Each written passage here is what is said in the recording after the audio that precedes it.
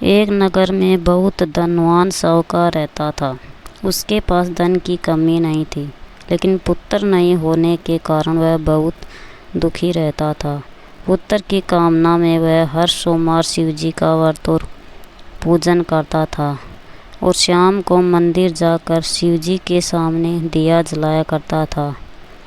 उसकी भक्ति देखकर माता पार्वती ने शिव जी से कहा कि यह साहूकार आपका व्रत और पूजन नियम पूर्वक श्रद्धा से करता है, आपको इसकी मनोकामना पूर्ण करनी चाहिए। शिव जी ने कहा, यह संसार क्रम क्षेत्र है। किसान जैसा बीज खेत में बोता है वैसे ही फसल काटता है, इसी प्रकार मनुष्य जैसा कर्म करता है वैसा ही फल पाता है। माता पार्वती ने अधिक आग्रह करके कहा, यह आपका अन्याय भक्त है। आप सदैव अपने भक्तों पर दयालु होते हैं, उनका दुख दूर करते हैं। ऐसा नहीं करेंगे तो मनुष्य आपका व्रत और पूजन क्यों करे?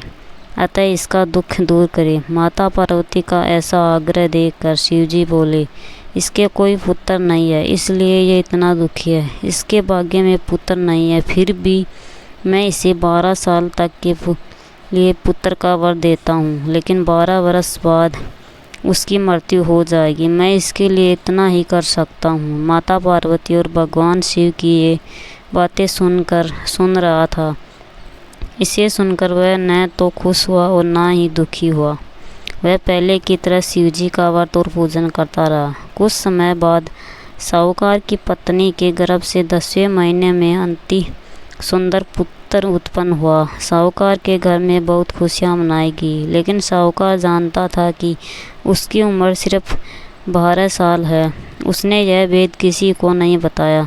जब बालक 11 साल का हुआ तो साहूकार ने बालक के मामा को बुलाया।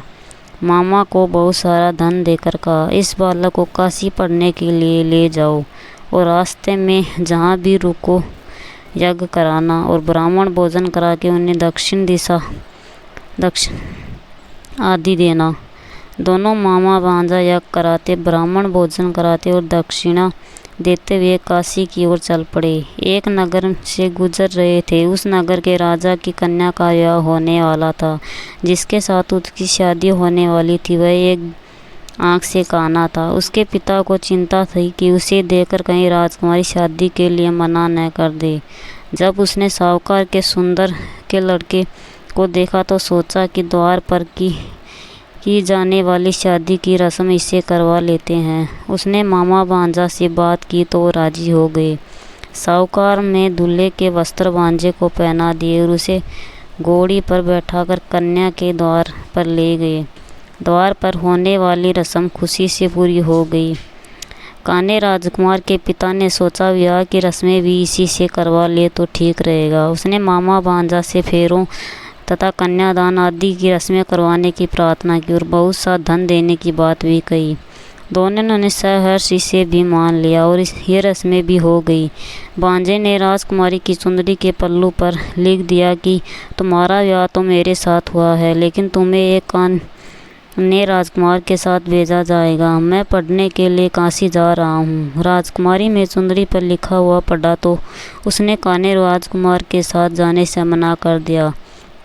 उसने अपने माता पिता को इस धोखे के बारे में बताया और कहा कि जिसके साथ मेरा विवाह हुआ है वही मेरा पति है। राजकुमारी के माता पिता ने अपनी कन्या को विदा नहीं किया और बारात वापस लौट गई। मामा भांजा काशी पहुँचे। लड़के ने पढ़ाई शुरू कर दी और मामा यज्ञ करने लगा।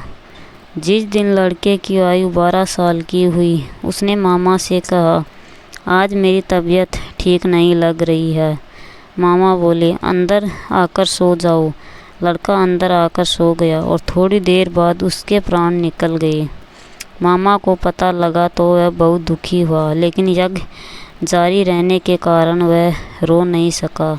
यज्ञ का समाप्त होने और ब्राह्मणों के जाने के बाद वह जोर जोर से रोने लगा। शिवजी पार्वती वहाँ से गुजर रहे थे। रोने की आवाज़ सुनी तो पार्वती बोली, महाराज कोई दुखिया है, उसका दुख दूर कीजिए। शिवजी पार्वती वहाँ गए तो पार्वती ने कहा, महाराज यह तो वही लड़का है जो आपके वरदान से उत्पन्न हुआ था। शिवजी ने कहा, इसकी आयु इतनी ही थी जिसे यह भोग चुका है। पार्वती ने कहा, इसे और आयु दीजिए, अन्यथा इसके माता पिता तड़प तड़प कर मर जाएंगे। माता पार्वती के अधिक आग्रह करने पर शिवजी ने लड़के को जीवन दान दे दिया। लड़का जीवित हो गया। शिवजी पार्वती कैलाश पर्वत की ओर चले गए। शिक्षा पूरी होने के बाद मामा और भांजा उसी प्रकार यज्ञ करते, ब्राह्मण भोजन कराते अपने घर के लिए चलने लगे। रास्ते में उसी नगर में आए जहाँ लड़की की शादी हुई थी, वहाँ भी यज्ञ प्रारंभ किया।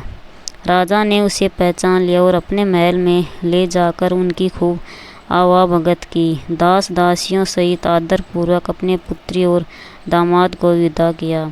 अपने शहर के निकट पहुंचने पर मामा ने कहा, मैं पहले जाकर तुम्हारे माता पिता को खबर कर आता हूँ। जब मामा घर पहुँचे तो पाया कि उसके माता पिता छत पर यह प्रण करके बैठे थे कि यदि उनका पुत्र सकुशल वापस आएगा तो ही नीचे उतरेंगे, अन्यथा वहाँ से कूदकर प्राण त्याग देंगे। लड़के के मामा ने जब उन्हें सारे समाचार सुनाए तो उनकी प्रसन्नता का ठिकाना नहीं रहा। सेठानी आनंदपूर्वक नीचे आए। उन्होंने अपने पुत्र और पुत्र वधू का भरपूर्वक स्वागत किया। सभी खुशी खुशी रहने लगे। जो भी सोमवार के व्रत को धारण करता है, अन्यथा इस कथा को पढ़ता है या सुनता है, उसके सब दुख दूर होकर मनोकामना पूर्ण होती है।